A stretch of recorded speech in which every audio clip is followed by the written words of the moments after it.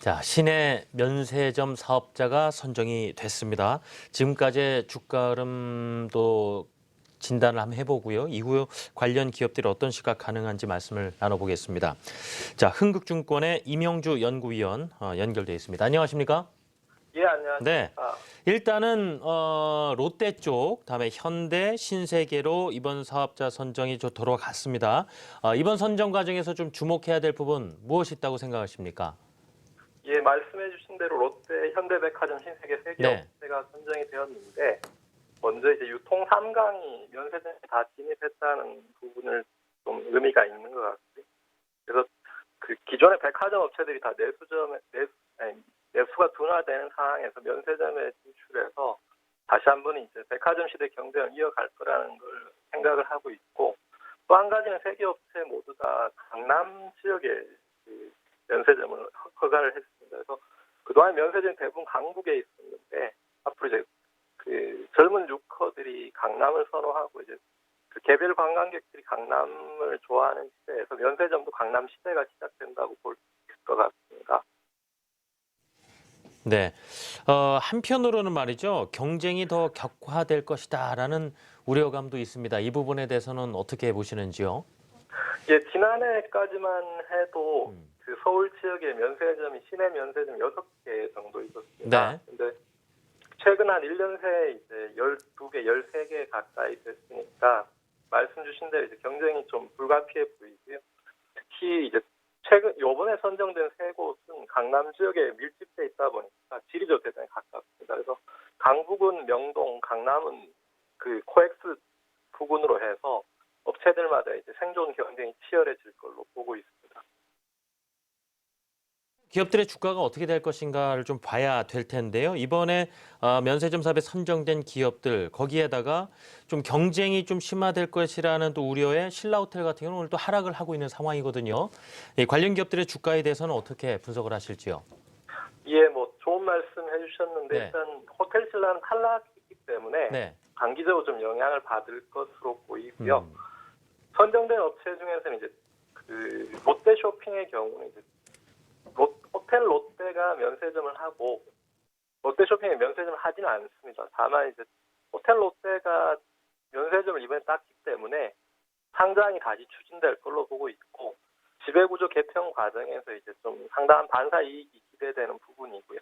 반면에 신세계와 현대는 면세점 자체는 기업 입장에서는 중장기 성장 동력이고 수권 사업이지만 투자자들 입장에서 이제 내년 내후년에 이익 측면에서는 긍정적이지 않습니다. 그래서 결과적으로 말씀드리면 롯데 쇼핑이 가장 이번 면세점 선정 결과에서 수혜를 볼 것 같고, 여타 업체는 주가로 보면 단기적으로 좀 부정적인 영향을 미칠 것 같습니다. 결국은 지금 당장은 좀 지켜봐야 된다는 말씀이시고, 롯데 쇼핑 같은 경우는 면세점과는 직접 관계는 없지만 지금 롯데 호텔 상장 가능성이 이번 선정을 해서도 높아질 것이고 그로 인해 어떤 부가적인 혜택을 볼 것이다. 그런 의미에서 롯데 쇼핑이 차라리 주가에는 긍정적이다. 이런 분석이시군요. 예, 그렇습니다. 예, 알겠습니다. 오늘 말씀 잘 들었고요. 흥국증권 임영주 연구위원이었습니다. 수고하셨습니다. 감사합니다. 감사합니다.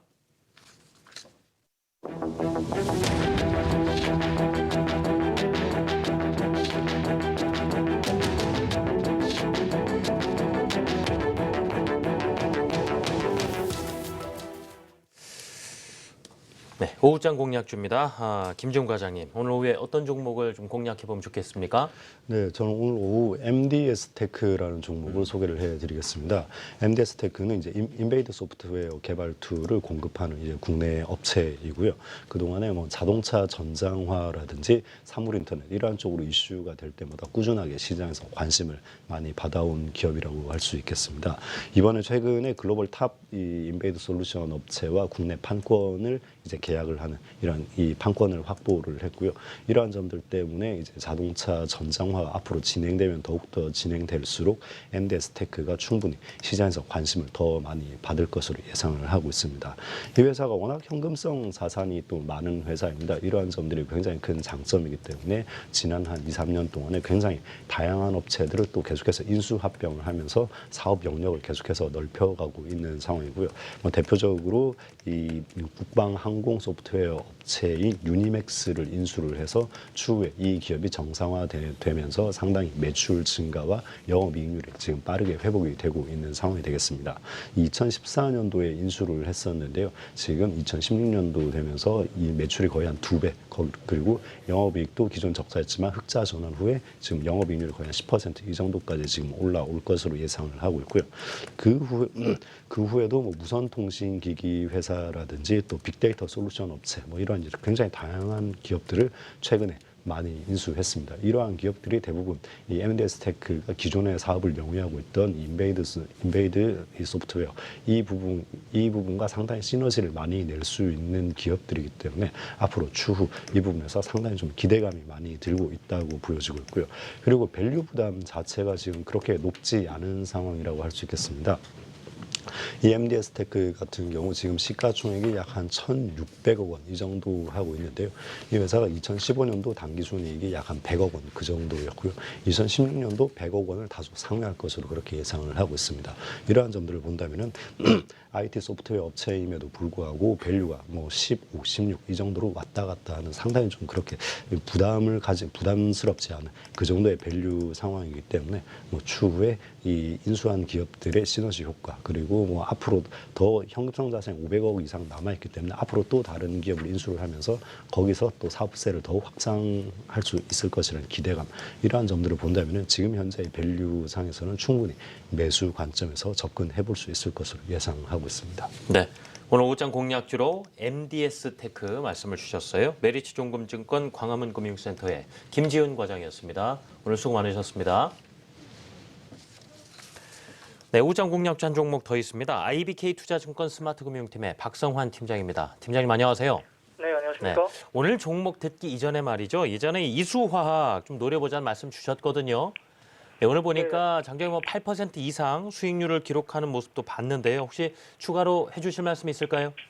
네, 뭐 최근 들어서 뭐 거래소의 대형주 중에서도 뭐 네. 롯데케미칼을 비롯한 화학 업종들의 강세가 이어졌습니다. 결국 미국 증시의 강세에 따른 그 시크리컬 업종, 특히 화학 업종의 강세가 두드러졌고요. 대형주가 먼저 간 이후에 중소형 업종 중에서 이수화학이 절대 저평가했기 때문에 따라가는 모습 보이고 있습니다.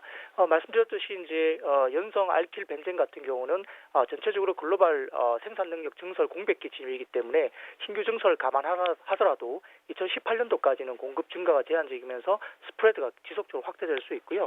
또한 이제 이수화학의 디스카운트 유연이었던 이수건설과 이수에피스가 리스크 관리가 상당히 잘 되고 있습니다. 이수건설 같은 경우도 마지막 PF 사업까지도 마무리되면서 결국은 PF에 대한 여러 가지 리스크가 축소된 부분이 있고요. 의약 부분도 올해 2분기, 3분기 연속 흑자가 전환되면서 안정적인 영업이익률을 창출하고 있기 때문에 밸류에이션 저평가에 대한 디스카운트 요인이 없어졌다는 점에서는 추가적인 상승도 가능하다 보겠습니다. 알겠습니다. 자, 그리고 오늘은 어떤 종목에 대한 설명을 주시겠습니까? 네, 오늘 종목은 원익홀딩스입니다. 들어보겠습니다. 네, 전체적으로 지난주 장을 보면은 최근 네. 들어서 중소형주가 반등 나오는 국면에서는 원익 IPS라든지 뭐 AP 시스템, 테스 같은 반도체와 디스플레이, OLED 장비주들의 신고가 행진이 이어졌습니다. 여기에 따라서 결국은 4분기 이후에 삼성전자를 비롯한 여러 가지 중국 업체라든지 이런 부분에서 대규모 발주가 본격화된다는 점에서 AP 시스템과 테스와 같은 종목들이 실질적으로 신규 신고가를 나타냈는데요. 원익홀딩스 같은 경우는 잘 아시다시피 원익그룹의 지주회사로서 제체 사업인 TGS뿐만 아니라 원익 IPS와 원익 머티리얼즈 그리고 테라세미콘 등 자회사들이 반도체 및 디스플레이 투자 등에 따라서 실적의 변동성이 나타날 수 있습니다. 기존의 3분기 실적 궤정이 좋았고요. 4분기에도 삼성전자 평택 공장 매출이 이제 본격적으로 시작되면서 실적 개선 추세가 지속적으로 예상되고 있습니다. 삼성전자 중심으로 확대되고 있는 3D 낸드 및 OLED 투자 확대에 따른 수혜가 결국은 원익홀딩스로 이어질 수 있다 전망되고 있는데요.